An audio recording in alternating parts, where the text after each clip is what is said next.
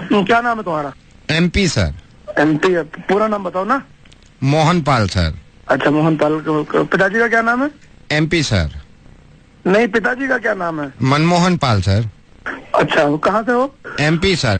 मध्य प्रदेश से? नहीं सर, मणिपाल से। अच्छा, कितना पढ़े हो?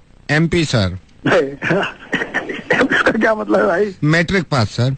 क्यों करनी हुई है नौकरी? MP sir. MP मतलब? Money problem sir. दिल्ली में कहाँ रहते हो? MP sir.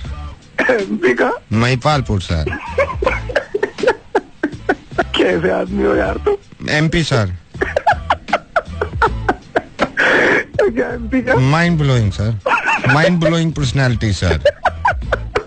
चलो, तुम्हारी नौकरी पक्की हुई है। MP sir. अब क्या है MP? My performance sir. MP MP क्या है सर? Mental patient.